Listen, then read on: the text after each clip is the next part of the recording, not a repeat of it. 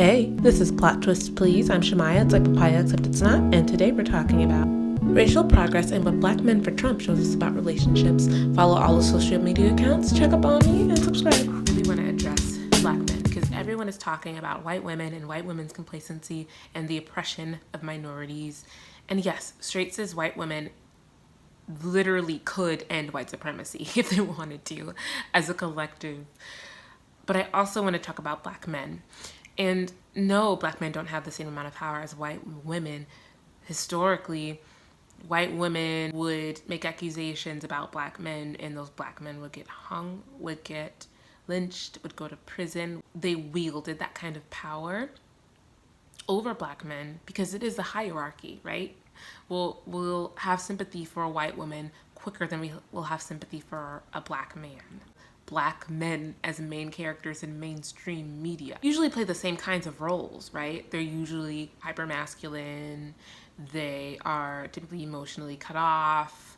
They are fighting a battle either against the system or against some larger entity. That's the role we put them in. Very seldom are they sensitive or emotionally available, warm, which is why Spider-Man Into the Spider-Verse is one of my favorite movies because it does so much right. If you don't know, Spider-Man Into the Spider-Verse is an animated film about different dimensions of, well, okay, I don't want to spoil it for y'all, but you pretty much could tell by the trailers, I guess. There are different dimensions, right? And each dimension has a different kind of Spider-Man. And in this dimension that we're introduced to, Miles Morales, who is a Black and Latino teen who goes to an affluent school in the city of New York. Man, I love that movie. It does so well with showing Black male vulnerability, and it shows a close relationship between father and the son, also the uncle and Miles. It shows really healthy relationships with Black men because it is possible. It's definitely possible to have healthy relationships with Black men. The problem is like this wellness Olympics. I follow The Grapevine, which is a platform. They do YouTube videos. They usually do panel discussions with a bunch of Black content creators on the internet, and they talk about Black issues or issues concerning the Black community. And one of those issues they addressed was misogynoir, which, if you don't know, misogynoir is a term that means basically it has the traits of misogyny for white women but geared toward Black women. As a Black woman, misogynoir is something that I come into contact with all the time on dates with Black men, where there's this sense of needing to one-up me because of, you know, perceived accomplishments, or needing to make me feel, I don't want to say inferior because it sounds pretty dramatic, but it's still the same toxic energy of I need to make sure that you have your place and have mine. And here's my thing, like, run your relationships whatever way you want to, but that should never warrant disrespecting women. It should never warrant disrespecting your Black sisters. It should never be at the expense of the emotional or physical well-being of a Black woman, ever. That's the thing is there's this sense in the Black community of, you guys chill out, we Black men will get ours, and then we'll talk about your issues. But it's like, so you're gonna tell me to sit here and wait? You're gonna tell me to put your issues ahead of mine and wait? While y'all are talking about Black women on Twitter, or y'all talking about how we're ugly, how we are undesirable, we are stupid, we're loud, how we don't deserve to be treated as human, basically. Like, it's also crazy too because celebrity culture is a great mirror into the systems and the trends that are already existing in society as a whole. I think it's a great mirror. For example, when Serena Williams got engaged to that white man, I'm sorry, white man, I don't know your name, but you're great, I think. When she got engaged to him, the Black community, it was tense because a lot of Black men were like, oh, she's dissing us for this white man. She isn't supporting her own kind. She's not gonna wait for the right Black man. She'd rather go to the scapegoat white man. Where it's like, it is really selfish to ask Black women to give up more of themselves for people who do not do the same, for people who harm us. I'm not saying that all Black men are this way and are perpetrators of misogynoir, but a lot of them are, even subconsciously. Oh my gosh, and there's another discussion to be had about hip-hop culture and misogynoir. That's deep, that's deep, right? At another time, on another date. But it's like this entitlement to Black women's vulnerability, this entitlement to our care and our warmth that we have so readily provided without asking for anything in return. And it's at this point, it's like taken advantage, because like with the Serena situation, while all these Black men were coming for her, saying that she was not for the culture, that she wasn't for her people, even though she has done amazing things for the culture. She has donated. She's a trailblazer in a field that is white dominated, in a field where people called her an animal, where people likened her to animals. She's doing great things for the Black community. And not only that, she dated Black men before this white man. Like I understand people turning aside if someone has never dated inside their race. Like, as a minority, you've never, like, or even that depends on where you grew up and your grooming and your rearing and the kind of energy you exude. Like, because, like, let's be honest, like, there's a type of energy that makes you more palpable for white people, and there's a kind of energy that makes you more palpable for Black people. Colloquial phrases and just like the way that you speak that makes you fit in particular groups, the way that you look, your phenotypes, whether or not you have a narrow nose, whether or not you have kinky curly hair. There are certain communities that will cap for you over others, depending on how you have presented yourself to the world, regardless of where you come from. As an autistic person, masking is real, and masking is when you blend into your environment by using traits that you observe that other people are exuding, and you blend in really well. No one can tell. Black people do the same thing. Code switching, and if you don't know what code switching is using certain vernacular for different types of groups that you'll find yourself in the midst of. So as a Black woman, I find myself talking really proper when I'm around white people, unintentionally, just because of my education background and just like always going to predominantly white institutions. Like my whole life, I've only been to, I mean, except for these 2 years of my life, 2 years in elementary school, but other than that, I've always gone to predominantly white schools. Would get made fun of for talking too white, would get made fun of for talking too country. You know, you adapt as a Black person. That's part of your survival kit. You adapt. And that's part of it too. You don't know if she was in certain spaces with these white people and this is just who was there. Being in a predominantly white field, of course she's going to be surrounded by white people. Of course she's going to interact with white men. And maybe, just maybe, that white man will treasure her more than the Black man ever did. Because y'all saw yourselves when you were calling her a monkey. There is something to be said about interracial relationships and the risks that Black women take when entering them, which is another discussion. There are risks that we take when choosing to partner white men. And it just is not a Black man's place to tell us how much emotional labor we should be willing to put in, especially with a history of misogynoir and a history of being torn down by our Black men. And it's also really funny too, because in celebrity culture, there's this sense of marrying up. So a trend that you'll see, there was this photo with Kanye West, Jay-Z, and like all of these famous affluent Black men in pop culture and all of their wives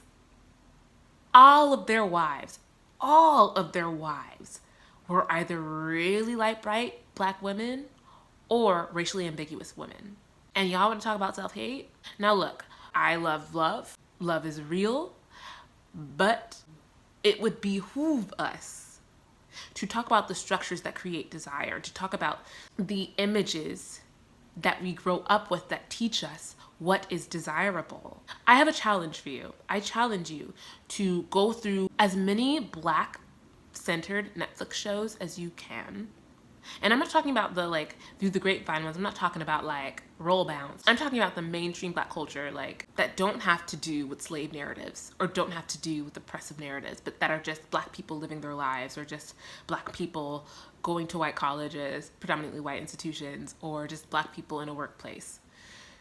And like there's one Black character. Go through all of the Netflix shows that have one Black woman character. Count how many of those women are dark-skinned. Racial ambiguity sells. You know, the mixed aesthetic is the big moneymaker. Ariana Grande tried to do it. We see you, girl. You're not fooling anybody. It's hot now, the racially ambiguous aesthetic. And Black men flock to that. Black men intentionally, especially depending on how high up you are in social status, the higher up Black men go, the lighter skinned their partners become. Search it. I dare you.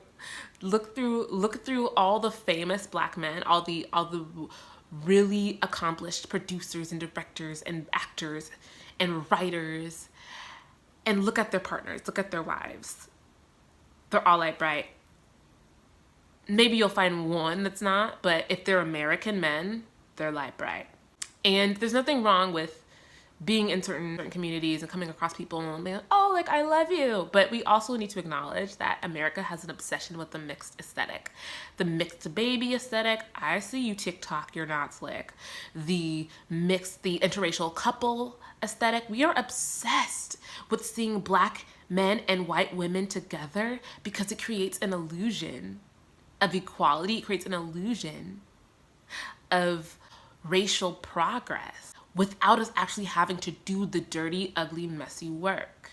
It creates the illusion of peaceful racial relations without us actually having to think, why is it that I think the cream of the crop is a white woman? Why is it that I think a white woman's love is more valuable than a Black woman's love, or is more valuable than a woman of color's love? And that's it. A white woman's love is what's sought after when it comes to Black men. Whether that manifests itself in racial ambiguity, some Black men will be like, you know, I'd have to work harder than I would have to with a dark-skinned Black girl. So they're admitting that with dark-skinned Black women, you feel like you need to value them less. You can value them less because they're dark-skinned. What a lot of Black men aren't willing to recognize is that they want to wield the power that white men have. They want the access to the power that white men have in white supremacy, but they will never get it. And so if you're asking yourself why Black men, why more of them voted for Trump this time around than last, is because power creates delusion. But if you acknowledge that at the root that power structure is problematic rather than trying to rise at the top of it, then we can actually get things done. But we can't get anything done until people recognize that this system isn't working and that it will never work for you. If it hasn't worked for you, it will not work for you because it was not set up to benefit you. It's fascinating to me when we talk about wellness and we talk about mental health and self-care, how the mental health of Black men ends up suffering because of this system. And that trickles down into affecting the mental health of Black women. This is who a lot of us interact with. And there's a lot of healing that needs to take place. There's a lot of decolonizing that needs to take place. And honestly, regardless of how traumatized someone is, get off a Black woman's necks. It just, no one is entitled to a Black woman's empathy. Nobody. And that's something that I feel like we just need to remember, that no one is entitled to that. Literally the world. People have been served Black women's empathy. People have been welcomed by Black women with open arms for centuries, to the point where it's expected. It's kind of like if every time a child cries, you are there. And I'm a preschool teacher, so we talk about this all the time, about the self-soothing method and about the act of transitioning the child to a self-soothing solution. If you are always there when the child is upset, if you are always providing the solutions, that child is never going to learn how to self-soothe. They're always going to be dependent on you, to the point where if you aren't there when they're like 12, if you've been there from day one and you never let them handle their emotions on their own, and you were always there, by the time they're like 12 years old, they're going to demand it. So I just kind of wanted to talk about that, how important it is to be cognizant of how these systems impact our relationships, because who you partner with might be the most important decision you ever make.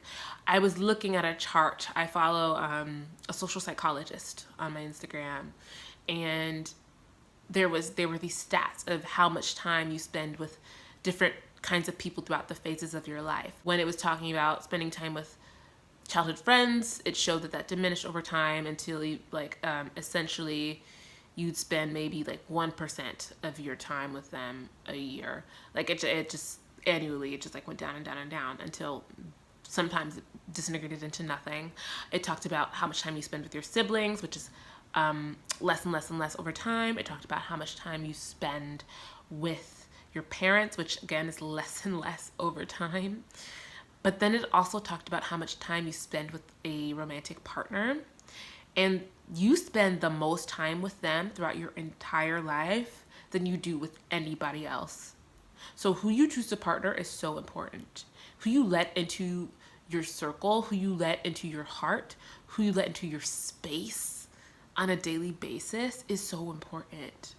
Who you let parent your children if you go that route. A good rule of thumb that someone taught me, I think I saw this on a talk show or something, but someone said that a good rule of thumb when choosing a lifelong partner, if that's what you want to do, or a long-term partner, someone who you want to build a life with, a good rule of thumb is, if I were to have children, even if I don't want to, if I were to have children, would I trust this person to the point where if I died and they were the only person left to raise my children, would I trust them to raise them up with the morals that I want them to have? Would I trust them to be able to do that if I wasn't there at all? And if the answer is no, I don't know, you might need to do some sifting around, because it's so important. Something that we don't factor in enough oftentimes too is that if we want to have children, whoever enters the world, that child is going to have 50% of all of the issues that your partner has. Be cognizant of that. That's something that I keep going back to is, do I want my children to be like this? Do I want my children to essentially be like this person? And if the answer is no, and if the answer is an astounding no, get out. It's so interesting too, because this get out is really a cautionary tale to Black men about the dangers of aligning yourself with whiteness. And I'm not saying that white women are dangerous exclusively. Of course not. No one is a monolith, but no one lives in a vacuum. So everyone comes to the table with their own conceptions and misconceptions about the world and about people who they've interacted with throughout their lifetime. I feel like people don't dig deeply enough into that stuff in the early stages of dating, in the latter stages of dating. I think people just feel really good in the moment and feel the butterflies, and they're like, you know what, I want to feel this way forever. You're not gonna feel that way forever. But people get caught up in those feelings and turn a blind eye to the issues. Love is blind. I get it. And I think a lot of people now, particularly, are having to have these kinds of conversations with their white partners about, what do you actually think? How do you actually feel about having a Black child? What steps are you going to take as a white person to ensure that our child is growing up with the utmost confidence and knowledge about themselves and about their culture and about the world around them, where they can enter the world and navigate the world safely and prosper? So these are important conversations that I think people are just now having. I think a lot of people are realizing now that their partners aren't willing to have these kinds of conversations, which is fascinating too. A lot of breakups are happening right now because people are realizing, we're not on the same page. And I'm never going to ask a Black woman to endanger herself, to endanger her future children because someone's feelings were hurt, or because because someone feels entitled to their empathy. And so a lot of people are demanding Black women's empathy. And how about people empathize with us? How about that? I think now is a great time to talk about the roles that Black women are expected to play in pop culture, in their households, in the workplace, in politics, and the burden of this like maternal virtue, the burden of maternal virtue that is placed on Black women because it's been expected. But we can't be expected to do that anymore. A lot of us are just as, if not more, oppressed in the system than the average person. I saw a statistic earlier this week that showed that the amount of Black women who are killed by doctors in a week is the same amount of Black men that are killed by police in a year. And that's not to do oppression Olympics. Even though I do challenge the notion of oppression Olympics, I do challenge that, and I do want to talk about what that actually means and how it can get misconstrued. But I do want to leave with the thought, oppression really does influence relationships, and it influences the nature of relationships and how straight cis women and straight cis men interact. I mean, could you imagine a world where women weren't taught every day of their lives ever to be perfect, like to literally be the epitome of purity and perfection and maternal grace, but at the same time to be sexy, and at the same time to be smart but not too smart, as a collective and as individuals in our lives? We see that one Black woman and we hold them up to an impossible standard. And here's the thing, is that has served us for some time. You know, throughout history, you ebb and flow in terms of the public perception. So if you're really, really downgraded for a long time, it makes sense to hike you up, to be this ethereal, mystical creature, because that's what you're combating against the system that literally thought you were dirt and treated you as dirt. But now we can find an equilibrium, right? Now we can say, hey, you're human too. We expect so much of Black women, and it is only fair that we let them expect something from us too.